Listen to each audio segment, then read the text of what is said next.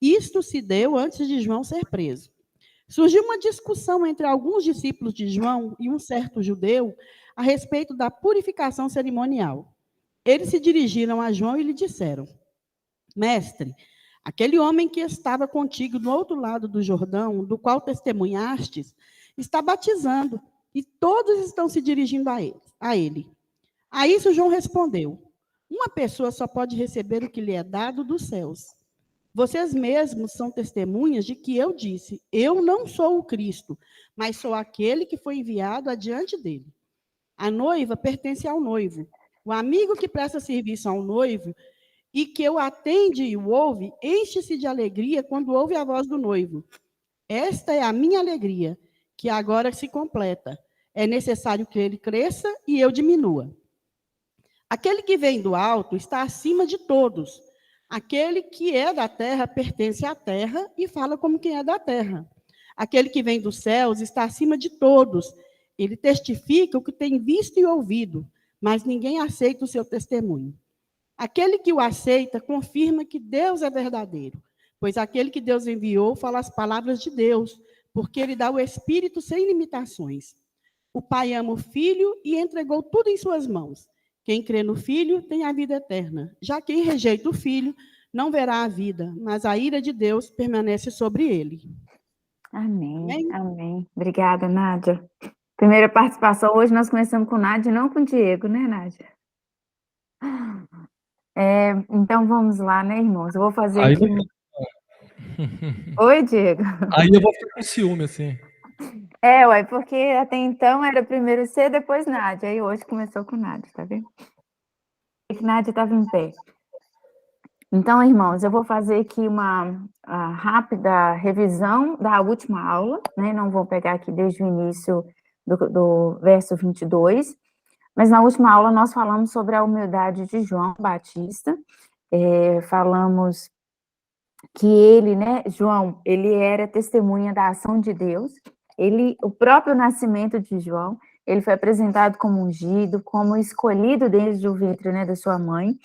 Ele foi gerado de pais já em fase de avançada, e João é apresentado no capítulo 1, João o Batista, é apresentado no capítulo 1, no verso 6, como homem enviado por Deus. E muitos dos seguidores de João viam, né, que ele era realmente um enviado por Deus, um homem especial.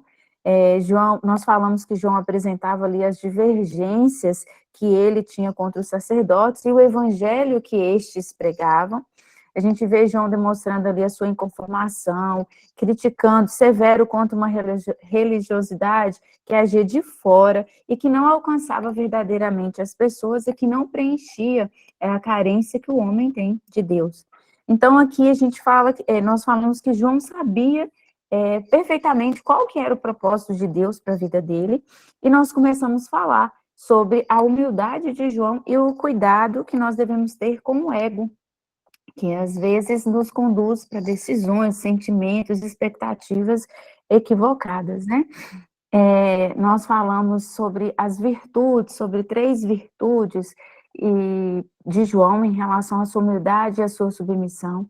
Nós falamos que João, ele foi submisso ao chamado de Deus, mesmo que essa submissão a esse chamado poderia levá-lo à morte, né, como de fato levou. E João, vivendo toda uma vida simples, viveu no deserto, né? Ele tinha ali características diferenciadas dos sacerdotes que estavam dentro do templo, com toda a refinaria, com todo, né, com uma vida ali toda amoldada ao templo, e João estava ali fora pregando em áreas abertas, onde as pessoas estavam e batizando. Nós falamos da fidelidade ao ministério que ele recebeu, ele cumpriu, ele foi fiel à mensagem que Deus deu, e ele seguiu esse rito atrelado de levar a mensagem, de apresentar a noiva ao noivo e fazer o batismo de arrependimento de pecados. Ou seja, João era o precursor, abria o caminho, trazia a mensagem, levava o homem a Cristo. E João demonstra aqui, com todas as suas manifestações, no primeiro testemunho, no segundo, no terceiro, e agora nesse testemunho, João demonstra as suas limitações, Ele deixava claro que ele não era Cristo, que ele não era o profeta, que ele não era Elias, e ele falava que ele não era digno nem de desatar as sandálias do Senhor. Então, João sabia, ele reconhecia suas limitações, ele sabia perfeitamente qual que era o seu papel, levar a mensagem do noivo à noiva. E aí nós começamos a falar, e foi o último ponto que nós trabalhamos, quando nós não somos humildes, né? Quando nós não cumprimos esse exemplo de João Batista. Como o Diego disse muitas vezes, né, nas 2 últimas aulas, João Batista ele teve um papel tão importante que mais de 2000 anos depois nós estamos aqui falando dele, né? O evangelista, como tão importante os testemunhos, toda a ação, todo o ministério de João, registrou isso para que hoje nós tivéssemos possibilidade de discutir, avaliar e aprendermos com João, que é o nosso propósito aqui hoje. Então, quando nós não somos humildes, quando nós não agimos conforme a graça do Senhor nas nossas vidas, nós corremos o risco de levar a graça de Deus para o nosso ego. Nós falamos que nós temos uma identidade de filhos de Deus, e é importante a gente ter essa identidade, mesmo que essa identidade não precisa ter título, não precisa ter cargos, nomeações, mas nós somos filhos do Deus, e nós não podemos esquecer que nós somos filhos do Deus Altíssimo. Mas muitas vezes a gente esquece, né? E aí a gente pode correr alguns riscos. E nós falamos aqui do primeiro risco de sair da graça de Deus e vir para o nosso ego, é decidir, julgar, avaliar sem ouvir a voz de Deus. Nós usamos como exemplo aqui o profeta Samuel, quando foi ungir Davi como rei de Israel. Nós falamos que, antes de entrarmos nessa questão dos exemplos, nós falamos de Paulo, que Paulo, ele traz, né, uma mensagem que ele sabia que ele era tão importante, que ele tinha agido tanto para o reino do Senhor, levando o evangelho, talvez o que mais alcançou nações, né, territórios na Ásia tenha sido Paulo, e mesmo assim ele se coloca como o menor dos discípulos, dos apóstolos do Senhor, e ele coloca que ele, mesmo sendo menor, ele é o que é pela graça de Deus, e que tudo que ele fez, que tudo que ele agiu foi pela graça de Deus. E aí por isso que nós falamos que nós temos que tomar cuidado de sair da graça de Deus e ir para o nosso ego, né, seguir para o nosso eu. E aí o primeiro exemplo, a primeira armadilha, é agir segundo a nossa percepção, sem ouvir a voz de Deus, sem ter o conhecimento de Deus. O segundo exemplo que nós demos foi de Elias. Elias achou que ele era o profeta, o único profeta responsável ali, porque ele havia derrotado 450 profetas ali de Baal, e ele achou que ele estava sendo perseguido, que ele poderia ser morto, né, por tudo aquilo que ele estava fazendo, e ele achou que ele era responsável, mas ele esqueceu que todo o resultado não vinha dele, vinha de Deus. Então, a nossa segunda armadilha é acharmos que nós somos responsáveis pelo resultado que promovemos, e não é. É a graça de Deus que age em nós e gera o resultado esperado. E servir a Deus é um privilégio, né? E nós falamos que nós não somos insubstituíveis. O Senhor dá uma missão para cada um tem o seu propósito para o crescimento do reino, mas se nós não agirmos, se nós formos omissos a nosso chamado, o Senhor elegerá outras pessoas para cumprir, porque a obra é dele, o resultado é dele.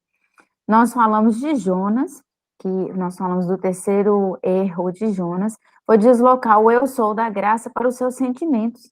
João teve sentimentos por uma árvore, por um arbusto que nasceu de um dia para o outro e no outro dia morreu, mas João não teve misericórdia de mais de 120 mil pessoas, que o Senhor o alerta, né? 120 mil pessoas sem sabedoria para decidir, para julgar. E João queria que o Senhor agisse pelos seus sentimentos. Então, aqui o terceiro erro é deslocar, agir segundo os nossos sentimentos, como se a vontade de Deus fosse de acordo com as nossas emoções, com os nossos sentimentos. E o quarto exemplo aqui que eu relutei se eu colocava agora, se eu deixava para falar no final, porque aqui a gente vai fazer um parênteses, a gente vai mudar um pouquinho aqui de João 3, 22 a 36, e a gente vai um pouquinho lá na frente, quando João Batista estava preso, porque nessa nossa passagem aqui, no nosso estudo, nesse testemunho de João, João ainda não estava preso. Tanto é que o evangelista, no início lá, coloca, faz essa observação para que não surgisse nenhuma dúvida se João, alguma controvérsia, se João estaria ou não preso. Mas, posteriormente, João foi preso. E quando João estava preso em grande sofrimento, João, esse homem humilde que nós estamos estudando, João que sabia o seu papel, que reconhecia o seu papel, que sabia ali qual que era a mensagem, tudo aquilo que Deus havia falado, que até aqui, né, tinha dado os testemunhos maravilhosos, mas João preso, em grande sofrimento, João cometeu ali um deslize. E aí, esse deslize aqui que a gente gostaria de falar como o nosso quarto erro, se deslocarmos o eu sou da graça para o nosso ego. Porque João estava ali em grande sofrimento, perseguido, né, dentro de uma cadeia. Os historiadores falam que essa cadeia é a cadeia mais terrível de se estar.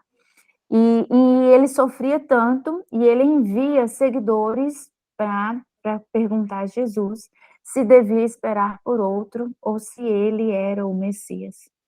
João, que já sabia, né, ele tem aqui no capítulo 1, a gente vê João testemunhar que Jesus é filho de Deus, João enviou. E aí, irmãos, assim, em todo o material que eu pesquisei, pode ser que tenha alguma discordância, a maioria dos teólogos, do material que eu consegui pesquisar, traz aqui que João realmente ele teve ali um momento de deslize.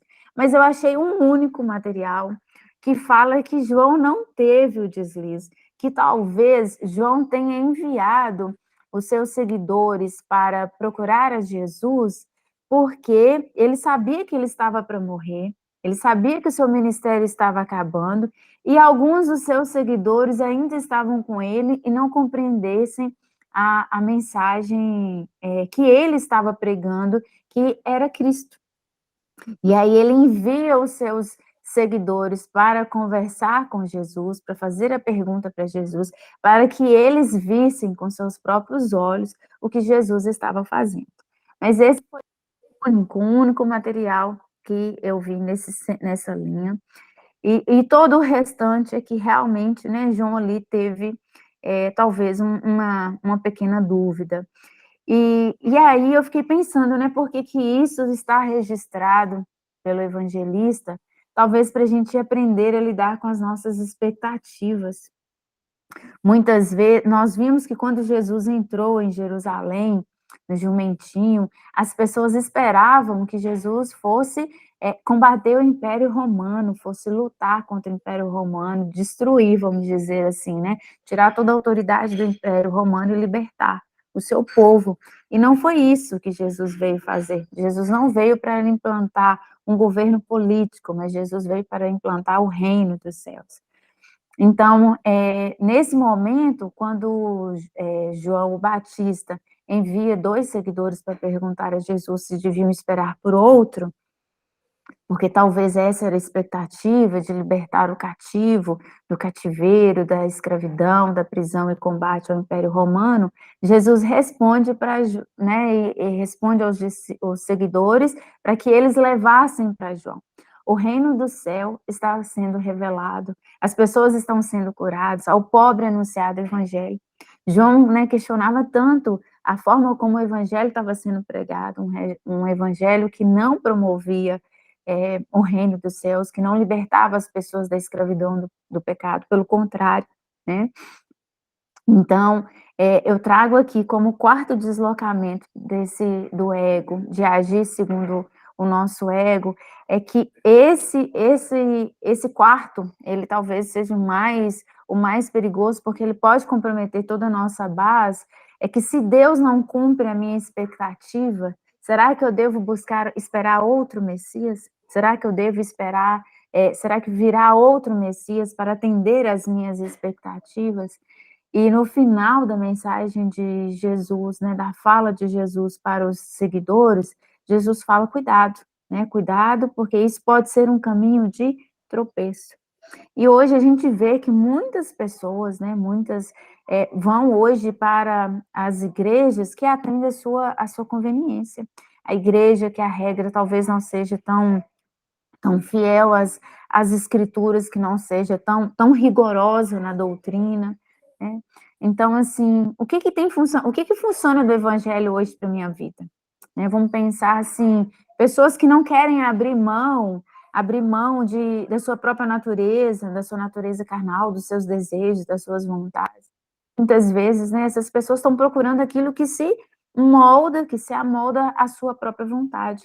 Né? Será que essas pessoas estão construindo um Senhor, uma doutrina e um evangelho segundo a sua vontade, né? Segundo a minha vontade? E aí eu trago essa reflexão para a gente pensar, né?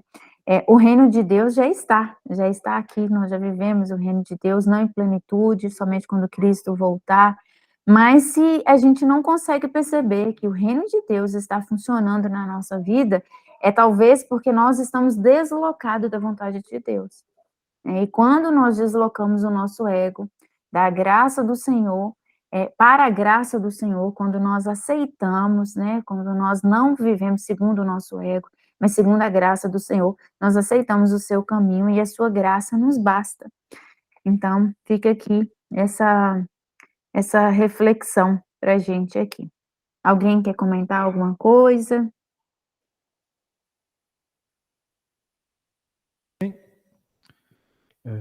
Isso está em Lucas, tá, gente? Uma das passagens que a Silvia está falando aqui está em Lucas 7, a partir do 18, né?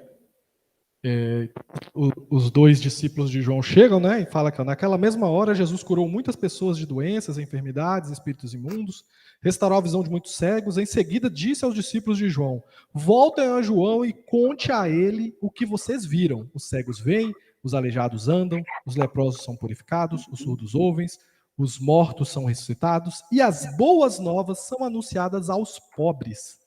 Então a gente aprende também que isso é a marca, né? A prova que Jesus apresentou a João, né? Naquele momento de fraqueza dele. Foi a palavra, né? O que foi profetizado que o Messias faria. Curaria os doentes, pregaria o evangelho aos pobres. Né? E em cima da palavra é que a gente identifica, né? Por isso que a gente tem que tomar muito cuidado, a gente tem que ter muito zelo por estudar e aprender a palavra de Deus. Porque não vai ser, no momento das nossas fraquezas, não vai ser nossas emoções que vão nos segurar na presença de Deus. Com certeza essa palavra foi suficiente para acalmar o coração de João. Quando aqueles discípulos chegaram, nós vimos tudo isso. As pessoas sendo curadas, as profecias da palavra se cumprindo. Ele é o Messias. Isso com certeza trouxe paz ao coração de João para que ele seguisse em frente, né, para essa jornada final dele, de ser morto.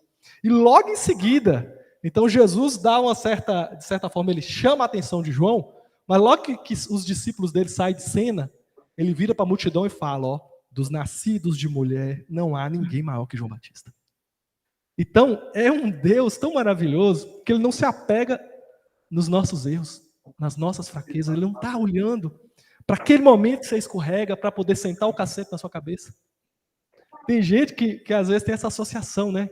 Deus vai me punir. Se eu fizer aquilo, então... E vive uma vida com medo de Deus. E Jesus, ele não foi duro com João. Ele provou para João pela palavra, né? Ele trouxe uma palavra ali que para João foi suficiente, com certeza. Ele apresentou o cumprimento das profecias. Mas logo em seguida, ele proferiu uma palavra grandiosa sobre a vida de João. Né? Ele não olha o nosso defeito, ele olhou a qualidade, ele olhou aquilo que ele contribuiu. Porque você vê, no último momento, as pessoas às vezes podem pegar com a gente, né? E às vezes você faz uma vida inteira de coisas boas, às vezes uma coisa ruim, as pessoas te massacram, né? As pessoas não perdoam, as pessoas vão sempre lembrar daquilo. Jesus não. Jesus olhou para João Batista e, pelo contrário, elevou ele acima de todos os profetas. Sabe, todos esses, sabe esse povo que vocês amam de paixão? Moisés, Elias, sabe essa turma toda que vocês amam de paixão? João é maior que eles. Então, é também algo que eu vejo que a gente pode aprender aí, não só com esse vacilo de João ali, né? Mas a gente pode aprender de quem é Jesus para nós. Não é aquele que está esperando um deslize seu para te pegar, né? Ele veio representar o seu pai. Ele vem com um coração de amor, né? Então a gente também tem que aprender com Jesus agora um coração de amor, né? Que vê, na verdade, a qualidade dos outros também. Que vê que às vezes a pessoa vacila, mas é um filho de Deus, né? E eu consigo ver isso também aí nessa passagem. Amém? Pode continuar, irmãos. Mais alguém quer falar, gente? Irmã Silvia? Tá. E aí, Diego, quando você adiantou aí, mas falou muito bem, quando você traz aí, né, que João recebeu essa mensagem, a gente pode imaginar como foi essa reação de João, voltando no versículo 29, quando João fala, né, que quando o amigo do noivo ouve a voz do noivo, né, ele enche de alegria, né, quando ele vê ali, ele está no casamento, ele enche de alegria, e que o gozo dele já está completo, né, já está cumprido. Então, é como se passasse um filme ali na cabeça de João, né? Tudo aquilo que ele viveu, tudo aquilo que ele anunciou de Jesus, ele recebe a resposta ali que está sendo cumprido, né? Tudo que ele viveu para pregar, para levar, e aí eu acho que ele deve chegar àquela conclusão, valeu a pena, né? Tudo que foi apresentado, tudo que Deus pediu, foi cumprido, está sendo cumprido, né? O gozo dele está cumprido. Oi, Diego. E outra coisa que eu acho que é válido para a gente entender é que João estava na beira da morte e a palavra sustentou ele para ser fiel até o fim. O que vai acontecer, gente, quando a coisa apertar? Porque a palavra fala que nos últimos dias o inimigo, o anticristo, né, e seus profetas, eles terão poderes semelhantes a milagres de Jesus. Eles vão enganar, se eles puderem, se não fosse abreviado aqueles dias, até você, escolhido de Deus, ia cair. Ia largar Deus, porque o cara está fazendo uns milagres punk. E agora?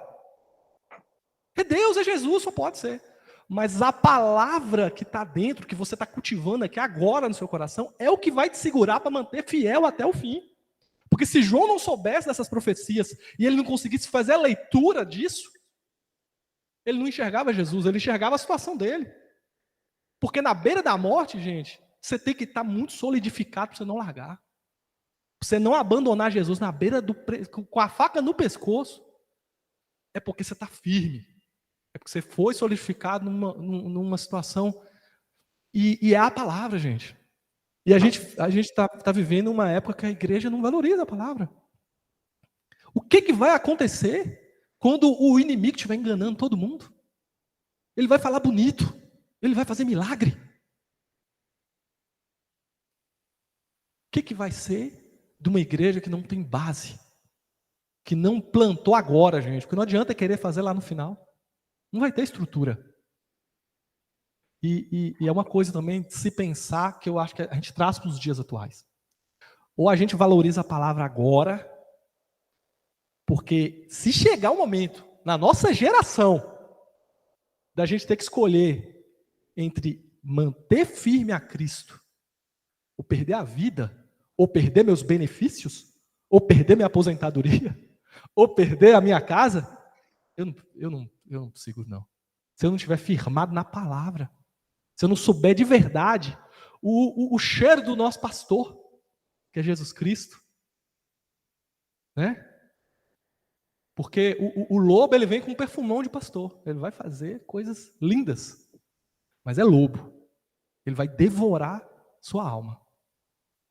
Então é algo assim, ó.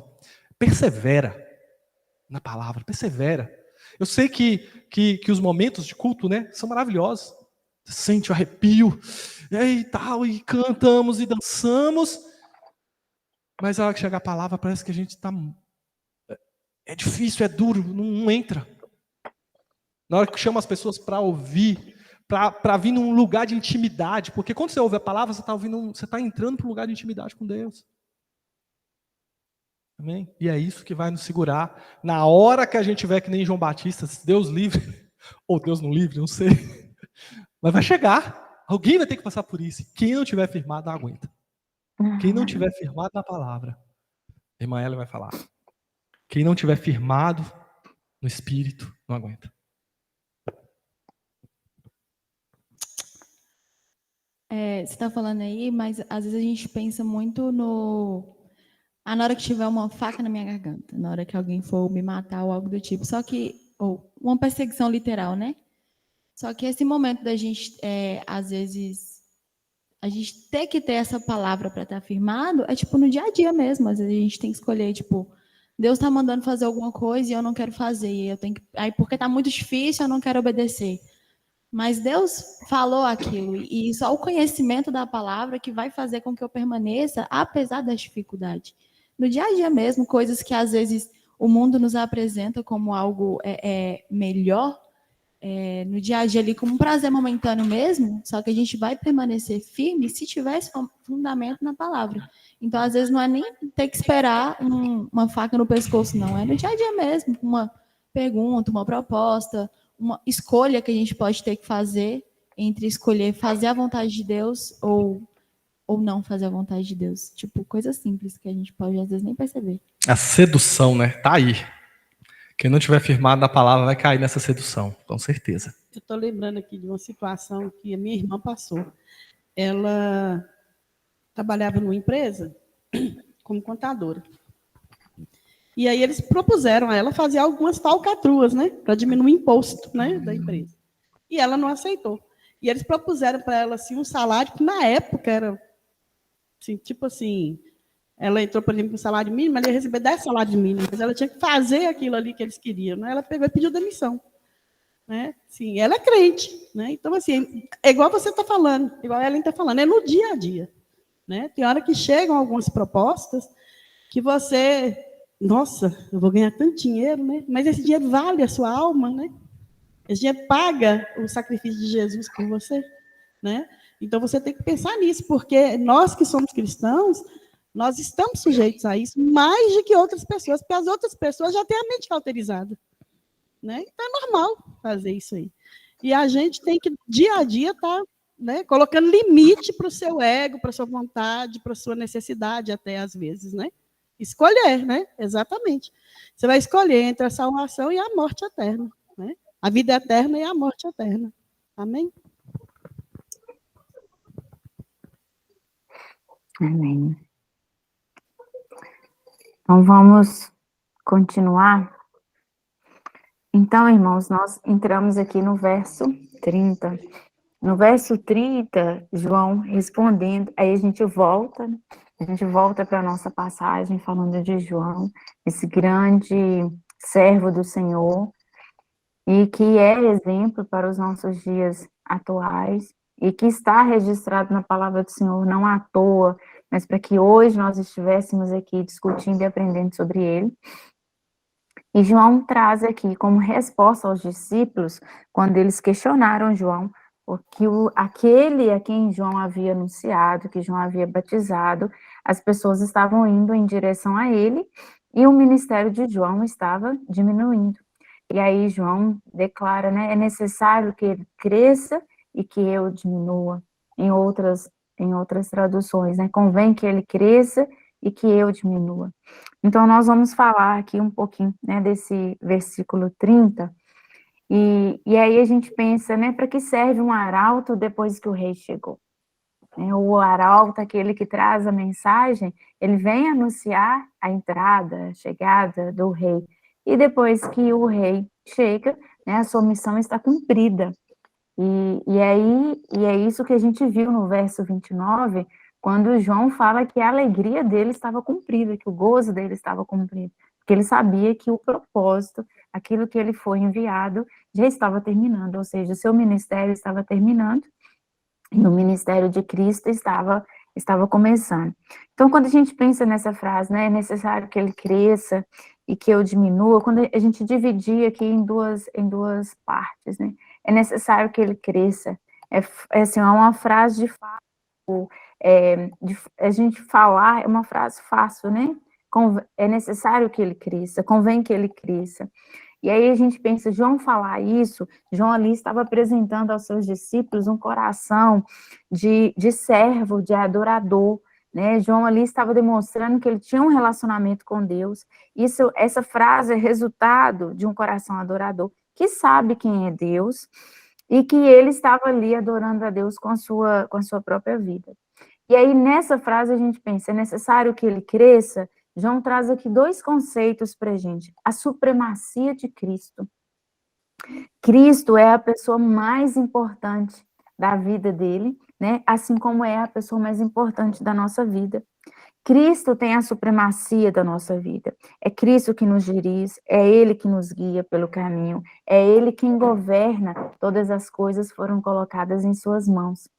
Então, esse conceito da supremacia, né, a pessoa mais importante da nossa vida é Cristo. E o outro conceito que João traz para a gente é a centralidade de Cristo. O centro das nossas vidas é Cristo.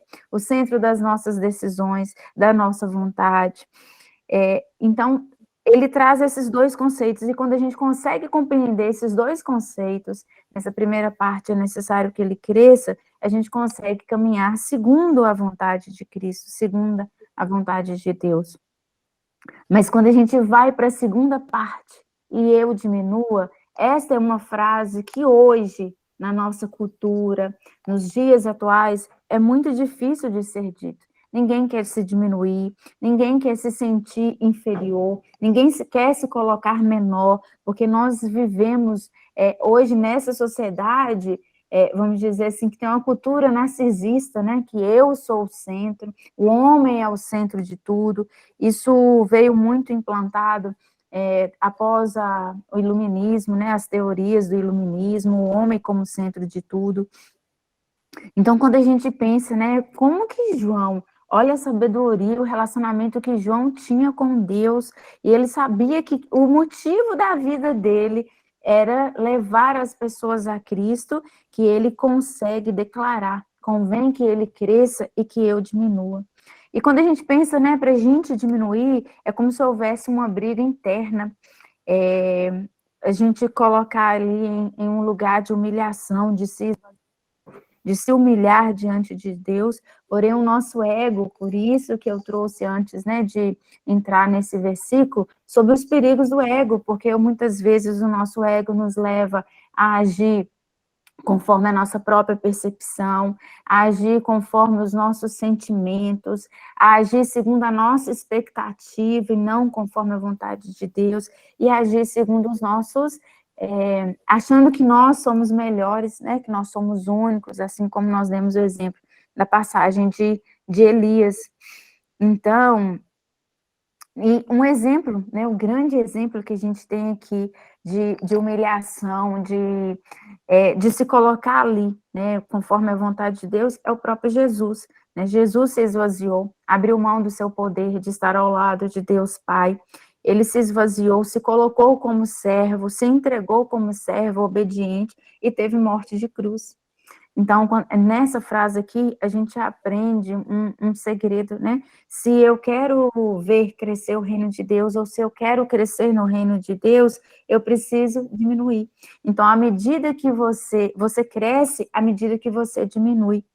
Né, à medida que você despoja de toda ostentação, de toda altivez, lembrar de que nós somos e o que Deus quer que nós sejamos, somos propriedade de Deus, filhos de Deus. A nossa identidade é definida por Cristo, né? Por isso que João traz aqui esses dois conceitos da supremacia e da centralidade de Cristo. Nós devemos crescer segundo a imagem de Cristo.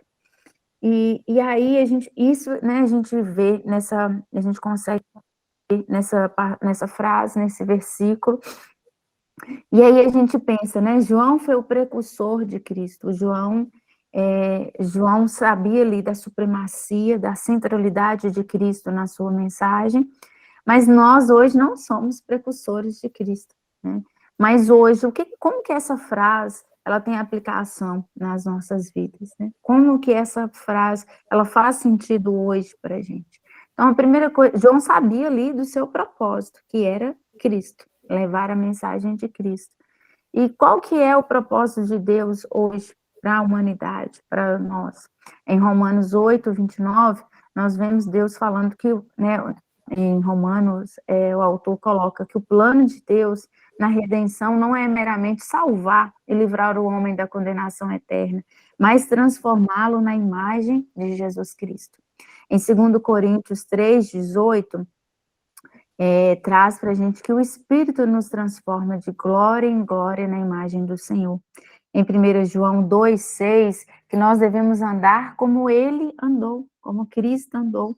Cristo foi humilde, Cristo se entregou à vontade de Deus Pai, Cristo se esvaziou, né?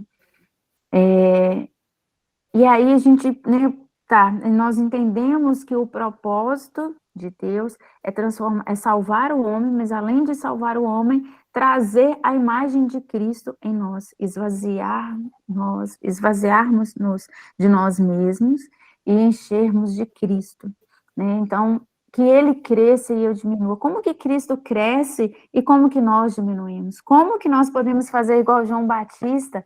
João Batista ali anunciou para os seus discípulos: eu estou saindo de cena para que Jesus entre, porque a mensagem do arauto é anunciar o rei, e o rei já estava ali anunciado, o rei já havia chegado. Então, como que Cristo cresce e como nós diminuímos?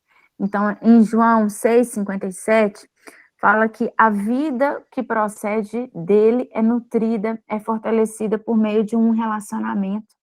Então, para Jesus crescer, né, crescer em nós, para que a gente se humilhe, se esvazie, é necessário a gente ter esse relacionamento. Vocês lembram lá no versículo 22, que fala que Jesus passou um tempo com seus discípulos. Jesus estava ali relacionando com seus discípulos. Como que é hoje o nosso tempo do nosso relacionamento com o Senhor? Em 1 Coríntios 1:9, fala que nós fomos chamados à comunhão, ao relacionamento com Cristo.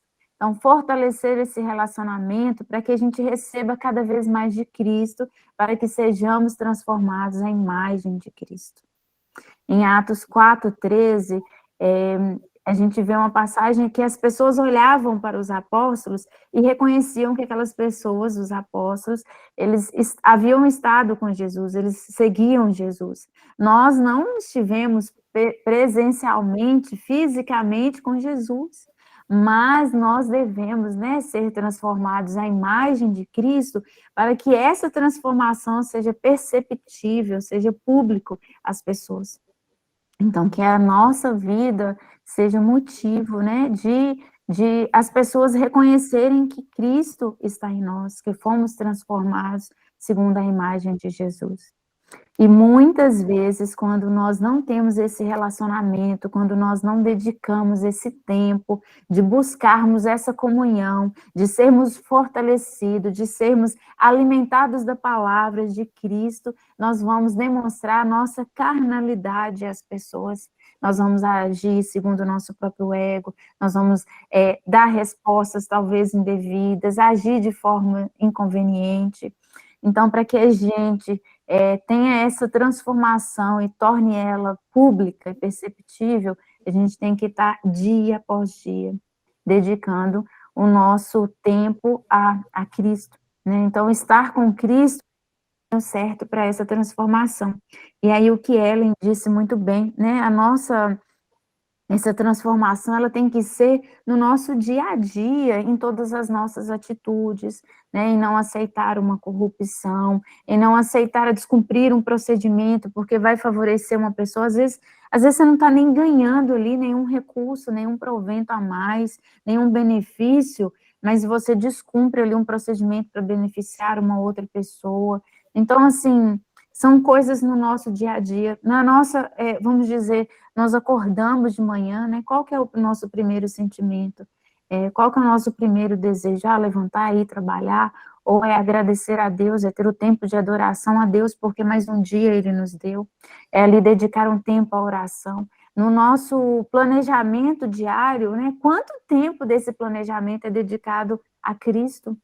Se Cristo tem a supremacia na nossa vida, se Cristo é o centro da nossa vida, né, o que eu tenho dedicado para servir?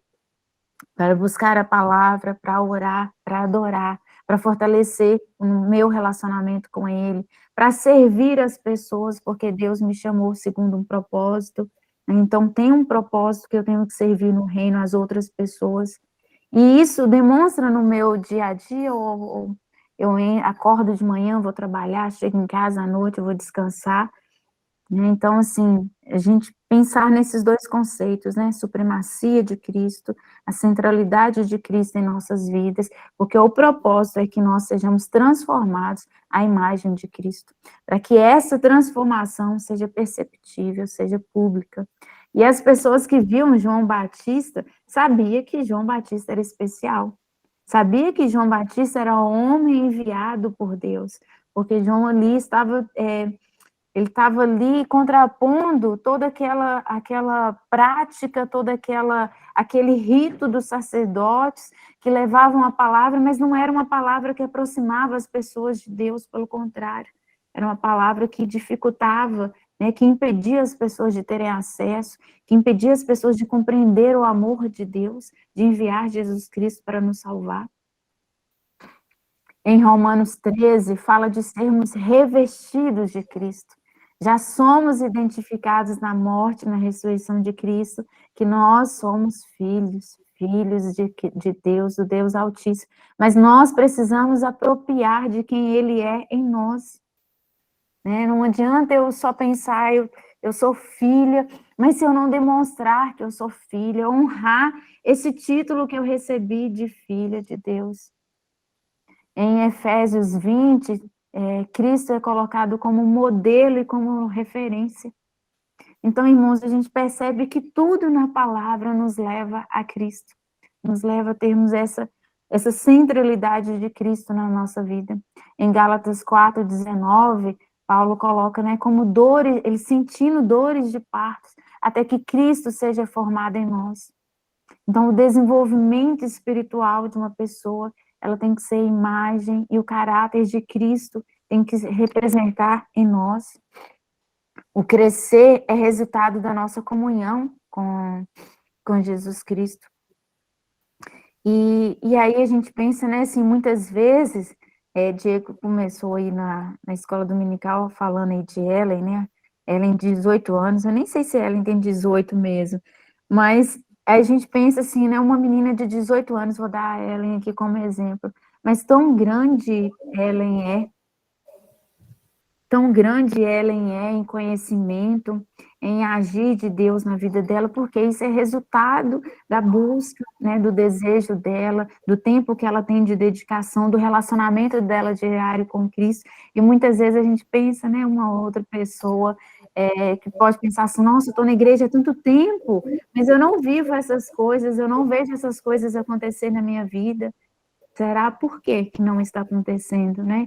Será que eu tenho buscado esse alimento, ser nutrido, ser a imagem, ter o caráter de Cristo na minha vida?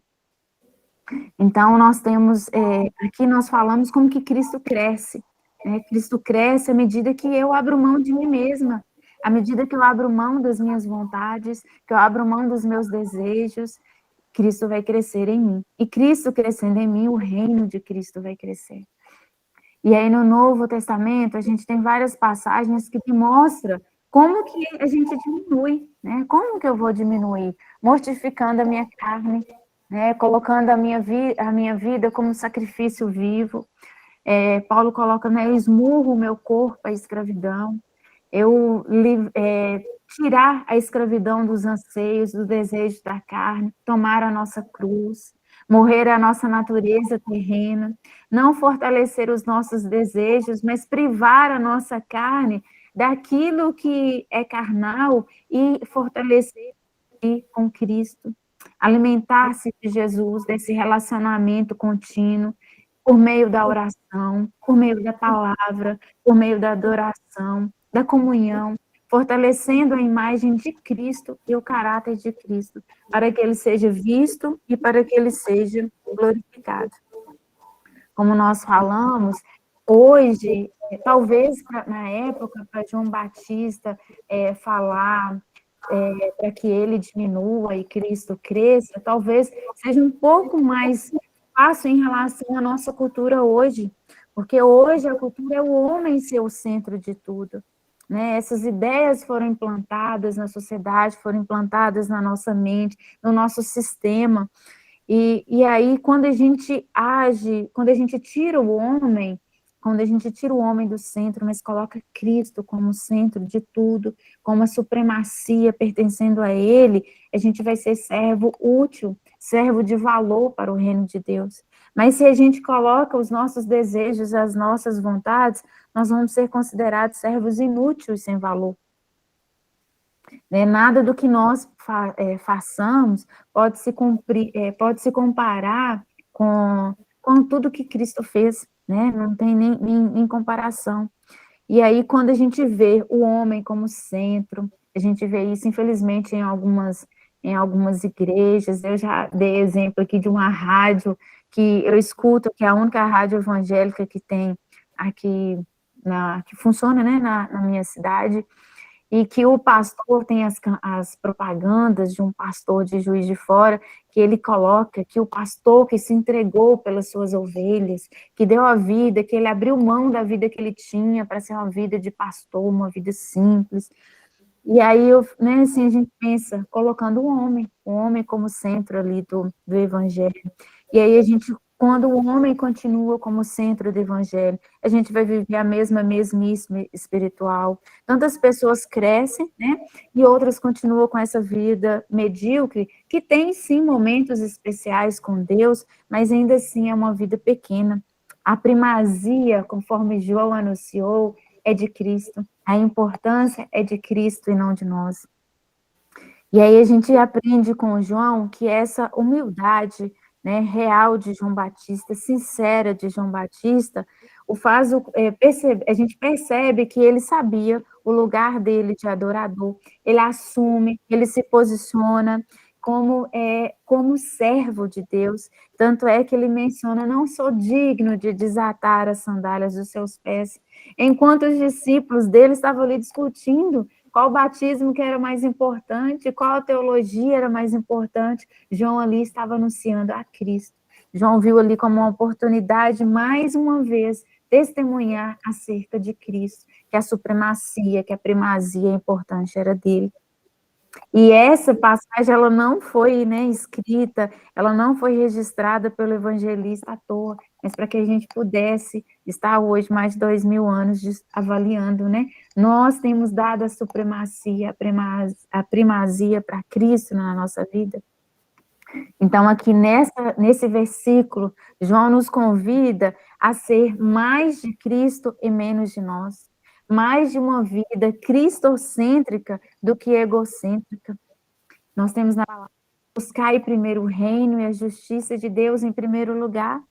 Não é possível Cristo crescer e a gente ser cheios de Cristo se ainda estivermos cheios de nós mesmos.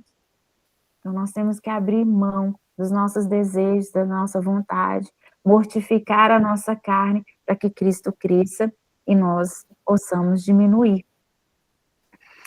Algum comentário? Diego, os irmãos?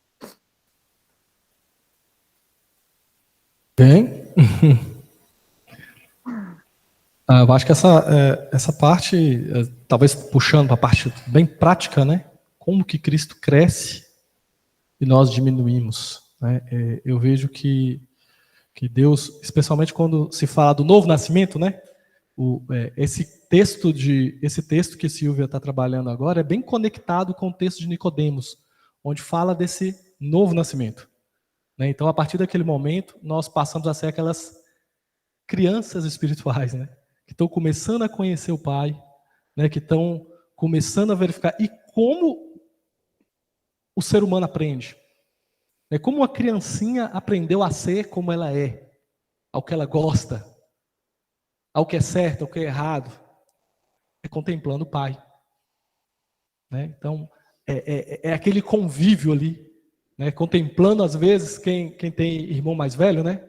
As ações do irmão mais velho também fazem a gente, influenciam muito na nossa vida. Meu irmão era fã de Jean-Claude Van Damme na infância. Eu era fã de Jean-Claude Van Damme, a gente assistia todos os filmes, tentava fazer as lutas de Jean-Claude Van Damme, porque eu convivia aquilo ali, meu irmão era meu herói ali naquele sentido. Ele me influenciava em muitas coisas que eu gostava, né, em muitas coisas que eu vivi. E assim também tem que ser Cristo, né? Cristo é chamado nosso irmão mais velho. Então a gente olha ele como modelo, a gente contempla ele, né? E contempla o quê? Através da palavra. Lendo a palavra, entendendo o que Jesus faria em determinadas situações, e ali eu vou me enxergar, e aí eu vou decidir, Cristo cresce ou eu cresço? Então, a escolha sempre vai vir, né? É Cristo ou sou eu? O irmão Asa vai falar ali daqui a pouquinho. Mas é assim que nós vamos, de forma prática, né? Viver aqueles momentos que ele cresça e eu diminua. São nas pequenas escolhas do dia, e o que eu vejo como muito importante é o contemplar quem é Jesus. É o aprofundar, é estar aqui, é ter prazer em aprender de quem é Jesus. Porque muitas vezes a gente vive uma vida cristã utilitária. Eu vou na campanha dos 7 elos para conseguir a minha bênção, tchau.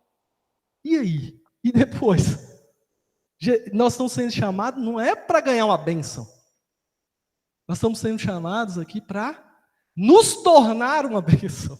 Porque Jesus, ele não ganhou muita bênção aqui. Pelo contrário, ele teve que abrir mão de tudo de bom que ele tinha lá no céu para se tornar uma bênção. E você pensando por esse lado, você quer uma bênção ou você quer ser uma bênção? Porque se tornar a imagem de Jesus não é receber bênção, viu, gente? É ser uma bênção. E eu vou deixar o bênção falar também agora. O cara que é muito bênção vai falar. Amém. O que acontece? Eu entendo da seguinte maneira. Quando você fala nessa escolha, isso é apenas uma percepção inicial. Isso é apenas uma percepção inicial. De que você está perdendo algo. Por quê? Porque quando você cumpre a palavra de Deus, as bênçãos do Senhor são atraídas para a sua vida.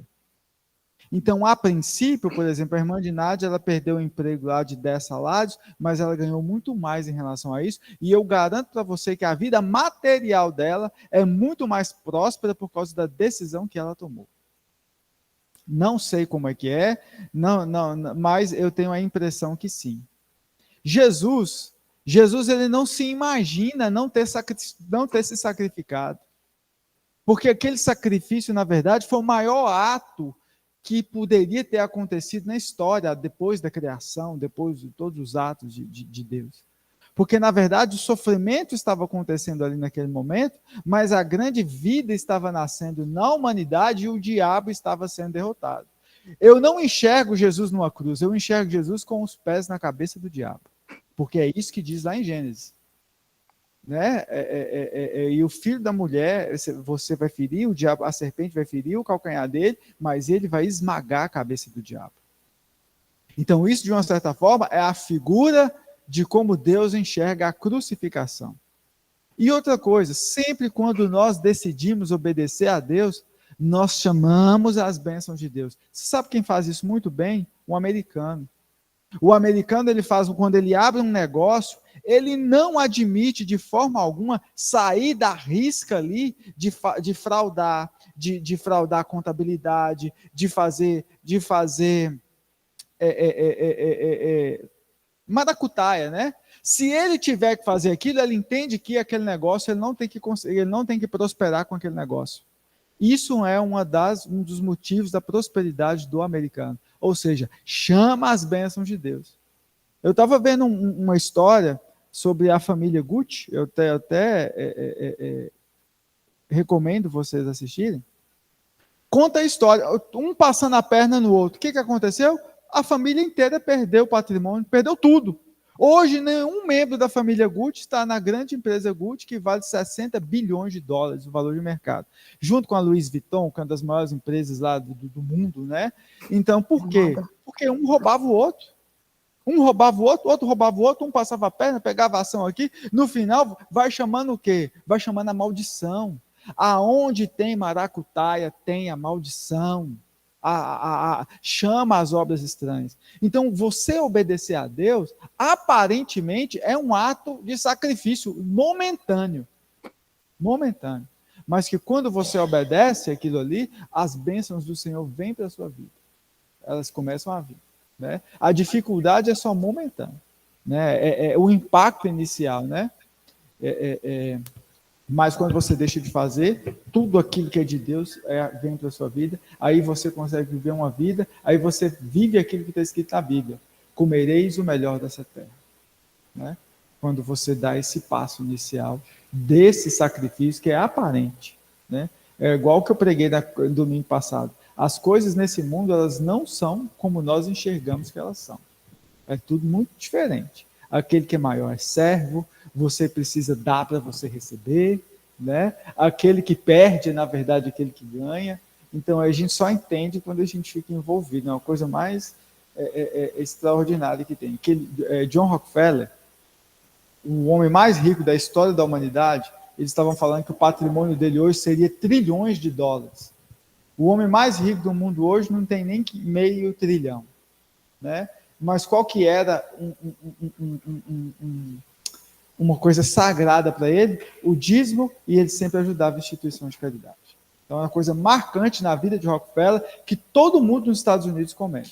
Ele era dizimista fiel e ajudava as entidades filantrópicas, né? As pessoas carentes e tudo mais. Amém. Mas, por outro lado, a gente nunca pode esquecer, né, gente? Ela está falando realmente, né, o viver com Deus, ele sim, os princípios são cumpridos e nós temos um Pai bom e Ele cuida de nós. Mas teve uma pessoa que parecia muito com Jesus que falou assim, ó, trago no meu corpo as marcas de Jesus. Então, às vezes, vai ser sim, algumas cicatrizes que a gente vai viver, né?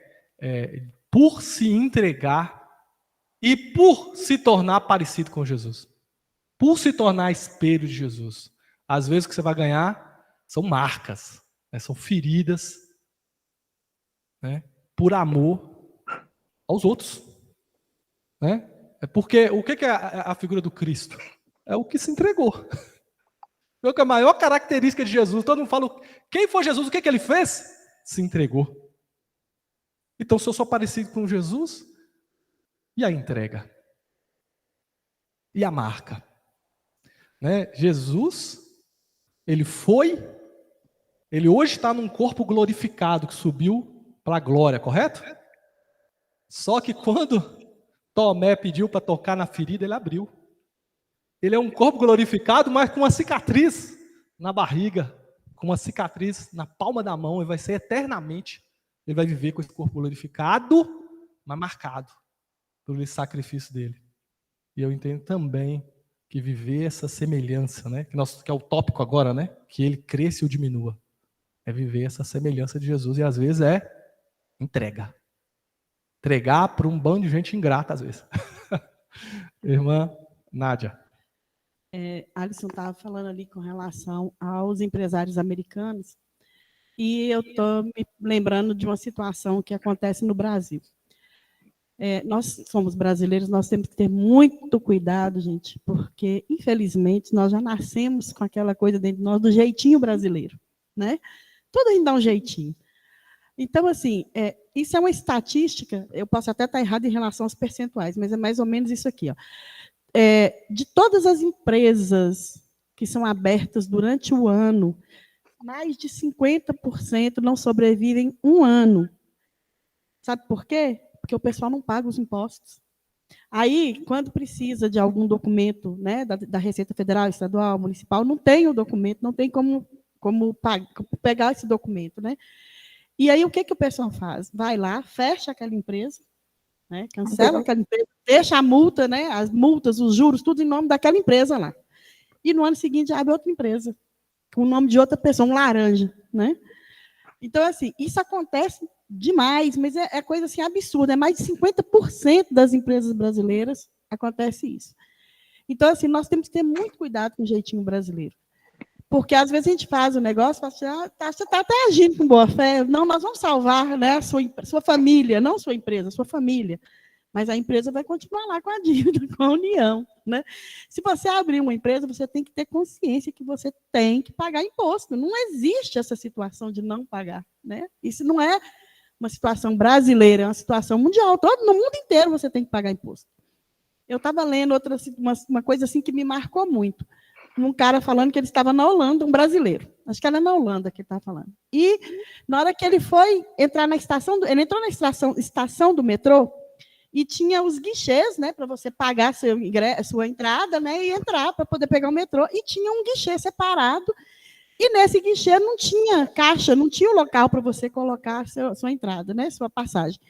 Aí ele pegou e perguntou para o agente, o fiscal que estava lá, e falou assim, mas por que esse guichê aqui é diferente? Aí o fiscal virou para ele e falou assim, não, isso aqui é porque é o seguinte, se você, por um acaso, estiver sem dinheiro, ou você não tiver condições mesmo, você vai usar esse guichê.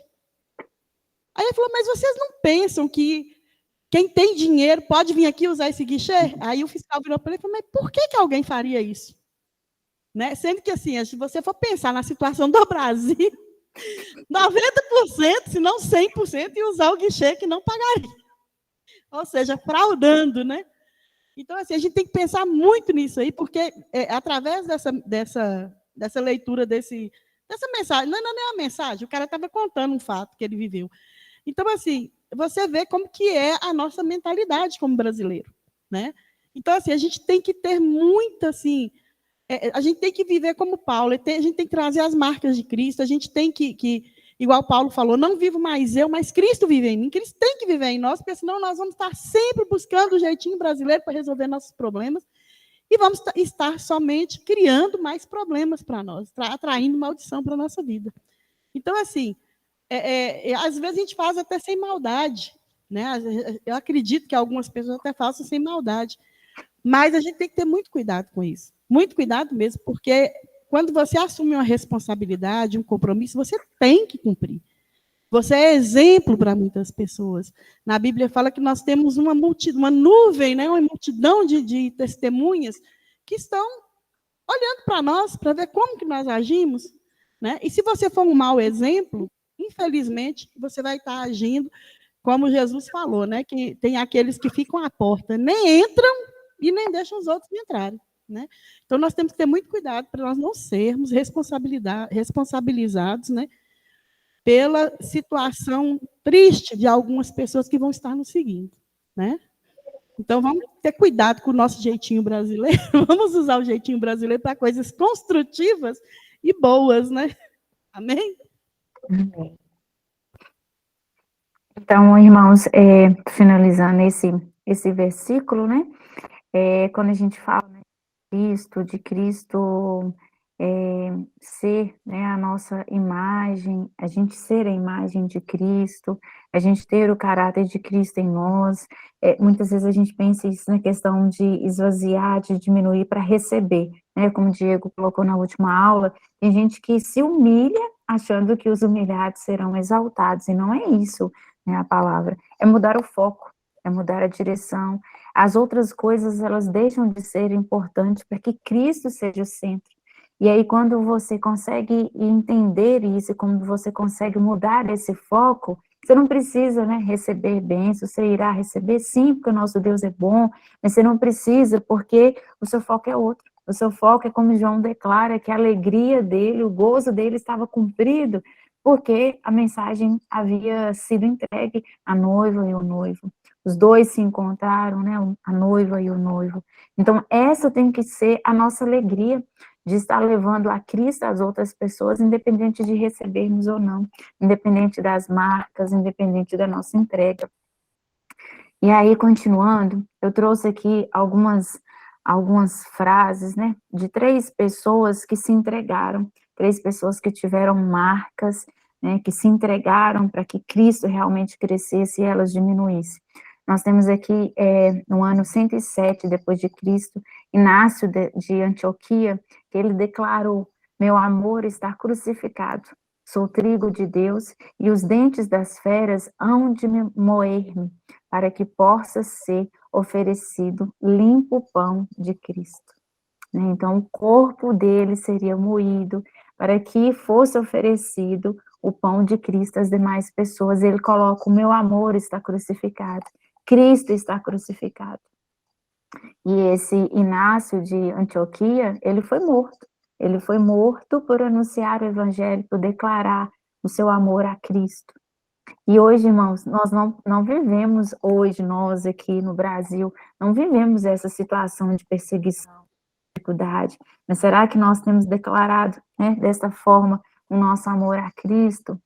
Policarpo de Esmirna, ele disse: eu sirvo há 86 anos a Jesus e ele não me fez mal nenhum. Como eu blasfemaria ao rei que me salvou? Policarpo, ele foi queimado vivo no meio da multidão porque ele não quis negar a sua fé, né, nos momentos de perseguições.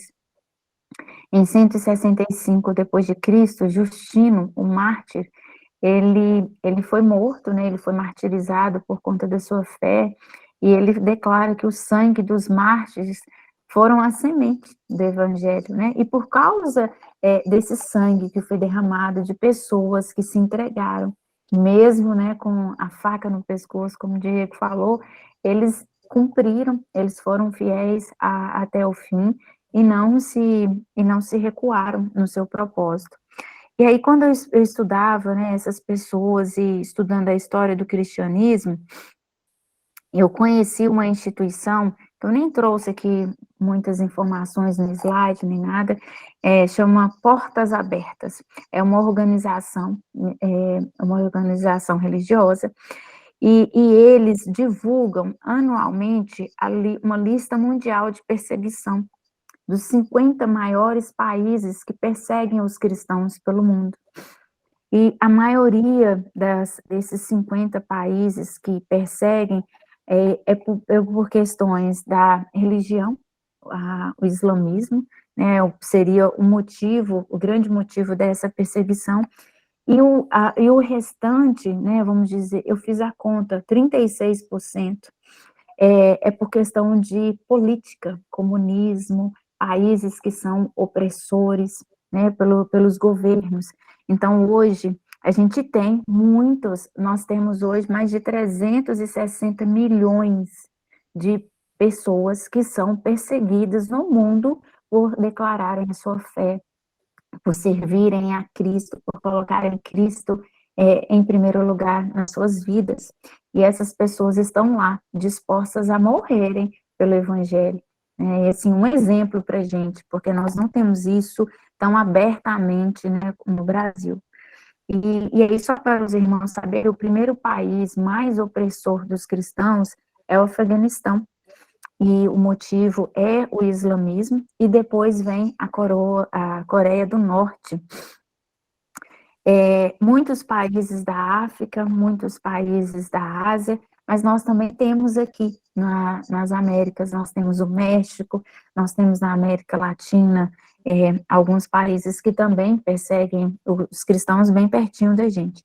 E aí, ouvindo, né, sobre o secretário-geral dessa organização Portas Abertas, ele é brasileiro, e ele, ouvindo uma entrevista dele, ele falando assim, na China, a perseguição, né, os cultos que são realizados, antes do pastor levar a mensagem, essa mensagem ela tem que ser aprovada pelo governo chinês. Dentro das igrejas, tem a polícia religiosa que está lá para verificar se tudo aquilo que foi aprovado na mensagem é o que está sendo ensinado. E que as pessoas que são de fora do país e que vão às igrejas, elas não podem ir no mesmo horário de cultos do que os chineses. Os chineses têm que ir num horário e essas pessoas têm que ir em outro horário. E que quando esses turistas, né, vão junto no mesmo horário, é liberado um tradutor para eles e tudo, e que a tradução que é passada para os turistas é diferente do que é realmente falado lá pelo pastor, né, pelo quem está ali pregando a mensagem.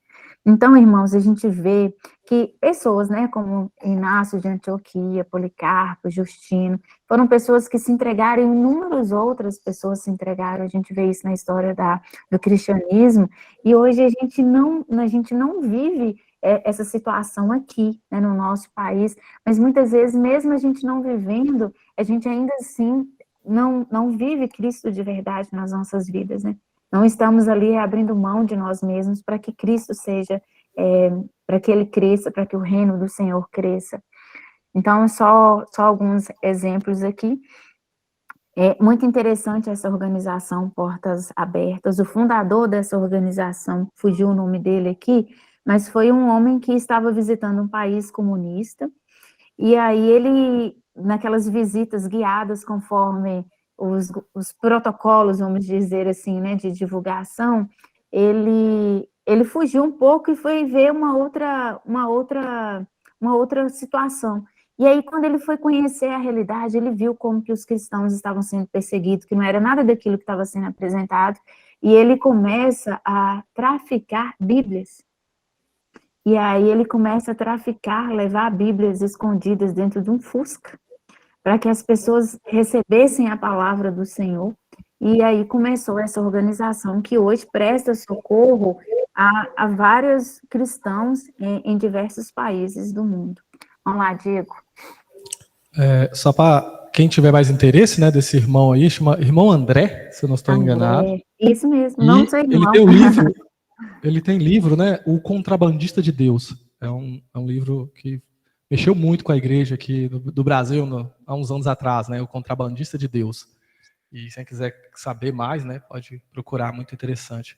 Mas o que você está falando em termos de perseguição, eu consigo ver também algumas coisas, gente. Eu estava com o Tidé, esses dias conversando com ele, e ele estava me contando um pouquinho dos 30 anos atrás aqui, a Quadrangular, né, pastor Delfino. E engraçado que no outro dia eu conversei com o pastor Valdir, ele é tesoureiro da Igreja Batista, da Colégio Batista, e eu conversei com o pastor Valdir, né, o pastor Delfino chamava ele de meu corvo, porque ele levava para o pastor Valdir a comida lá o pastor Valdir levava para o pastor Delfino comida lá no presídio. Aí chegava esse aqui, chegou meu corvo. E ele tinha um orgulho. Eu conversei bastante com o pastor Valdir nesses dias, mas eu lembro de Tidé contando, né, todas as situações. Uma coisa me chamou a atenção, a igreja do Delfino, né, a segunda igreja, se eu tiver errado nos números, Geira me corrige aqui, mas abrir a igreja era cheio de terreiro de macumba lá, na região do Delfino, e por, não sei se 2 ou 3 anos, o pastor só podia ir embora para casa escoltado pelos irmãos, senão ele apanhava na rua. Tinha que ir o pastor e uma escolta de um cara de irmão até ele chegar no bairro dele, porque dentro do Delfino ele apanhava. E hoje praticamente não tem terreiro de macumba lá mais. Foi uma luta. Gente derramou sangue, gente apanhou, gente perdeu dinheiro, gente entregou tudo para você ter a liberdade que você tem. Porque eu estou falando uma coisa de Montes Claros, eu não estou falando uma coisa lá da China. Eu estou falando de um pastor que foi preso, pastor Delfino. Eu estou falando do pastor Antônio Dias, que passou muita perseguição. E só os que eu conheço, gente, os que eu vi ali rapidamente com o Tidé esses dias. Ou seja, não está longe da gente. A gente, há poucos anos, estávamos sofrendo isso, e por causa do sacrifício dessas pessoas, hoje a gente tem liberdade. E o que a gente vê aqui, ó, quem está em casa, um monte de banco. Tem muita gente que ama a palavra, mas tem um monte de banco também. As pessoas não valorizam o sangue derramado por esses mártires. Que foi para você ter essa vida, né? Para você ter essa liberdade de adorar a Deus do jeito que você pode hoje. Dar o melhor para Deus, amar a palavra. E a roda pode girar de novo, gente. Se não está girando. Que o ciclo está fechando para a gente, parece. Hoje parece que está ficando impopular ser crente, ser evangélico. Né? Nós estamos agora no nível da parte mais, como é que eu vou dizer, cultural. Hoje o evangelho está começando a ser marginalizado novamente culturalmente. Falou que você é crente, você é fundamentalista, você não tem amor, você é um hipócrita. As pessoas nem te conhecem, mas você falou, eu sou evangélico, ou seja, automaticamente você se tornou. Então, moralmente, hoje nós estamos sendo atacados. Mas pode a roda girar e a gente voltar a ter dificuldades, igual esses pastores tiveram aí. Então, não pisa no sangue dessas pessoas, no suor dessas pessoas. Valoriza. Não é por isso que Deus fala. Gente, ou você é frio, ou você é quente. Não fica morno, não. Não fica morno. Isso é o problema de uma igreja morna. Né? Uma pessoa que não é nem é. Né? É tipo assim, eu nem sei falar. Fala, pastor. Eu já estou, daqui a pouco eu vou dar um chute nessa mesa aqui. Glória a Deus. Há pouco tempo, Lindy estava no seminário. Há pouco tempo, Lindy estava no seminário e uma de umas palestras de uns pastores que eram missionários, ele contando que uma missionária estava pregando o evangelho, né? E lá um país em que ela estava não aceitava que eles pregassem o evangelho, né? E aí, a certa época, eles fizeram uma emboscada para matá-los. Só que ela não estava no carro, só estava ela e o marido, né? E o carro foi emboscado e o marido dela e o filho dela foi morto e queimado dentro do carro, né? E ela, quando eles viu que ela não estava no carro, depois foi procurar ela falou que perdoava essas pessoas a qual tinha feito isso com o marido dela. Ela não conseguia falar do evangelho. Mas depois, quando ela dessa declaração que ela perdoava aqueles que fizeram aquilo com o esposo e o marido dela e que ela estava orando por eles, aí a imprensa toda foi saber que amor é esse que, mesmo matando a sua família, você ainda vai orar por eles, interceder por eles. Aí começou então a divulgar para saber que amor era esse, né? Como é que muda? Você, cara, mata a sua família, mata o seu filho, você ainda ora, intercede por ele, perdoa ele, né? Um lugar onde não poderia pregar o evangelho, depois todo mundo queria saber que amor é esse. Então hoje, a gente vê assim, como já foi citado aqui o pastor Delfino, ele sofreu. Ele morreu com um tumor na cabeça de tanto eles baterem na cabeça dele. Ele tinha um filho especial, né, que não andava, a gente tinha que carregar ele no colo, né? Mas ele morreu por causa disso, por causa do sacrifício. Mas foi o primeiro que veio trazer o evangelho quadrangular para a nossa região. Graças a Deus a igreja está aí próspera, crescendo e alcançando os objetivos que o Cristo planejou. Aí.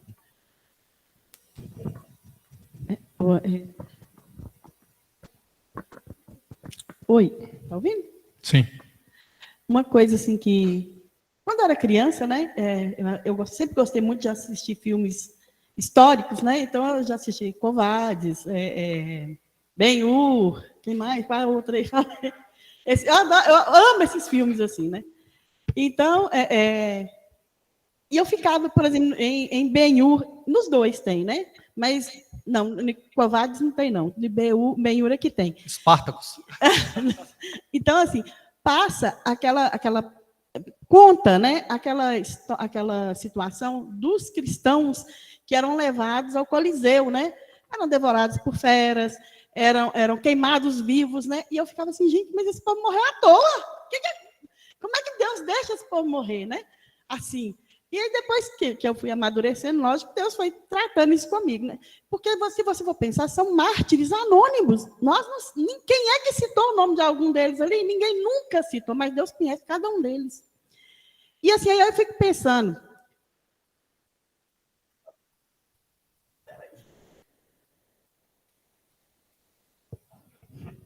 Glória a Deus. A família de cada um, né? Às vezes não era convertido, falou, nossa, meu irmão, meu pai morreu por isso, né? Essa fé que tirou dele todo o medo, que deu a ele essa segurança. Eu vou passar a saber o que é isso, né? Eu quero saber o que é isso, quero conhecer esse Deus que transformou essa pessoa. Então, assim, não foi sem propósito, não foi sem motivo, né? Deus age de uma forma certa, igual aconteceu com essa irmã. através do sofrimento dela, da dor dela, do martírio dela, Deus, quantas pessoas Deus deve ter alcançado, a gente não sabe, né? Mas, assim, eu assisto esse filme, eu choro toda vez, viu, gente? Eu já conheço as cenas todas, mas eu choro. Então, assim, porque a gente sabe que eram seres humanos, não eram bonecos, eram pessoas que sentiam, que tinham sangue, né? E a gente sabe que sofreram, né? Você vê nas perseguições da Igreja Católica também, quando aconteceram quando aconteceu Cruzadas. a Inquisição, né? Então, assim, é um negócio assim que você, se você for olhar com os olhos humanos, você morreu à toa, né? Não foi à toa. O martírio de cada um deles atingiu alguém, às vezes atingiu uma pessoa só, mas essa pessoa fez diferença no meio ali onde ele vivia. E isso é que foi realmente fazendo a transformação do mundo e trazendo e fortalecendo o evangelho.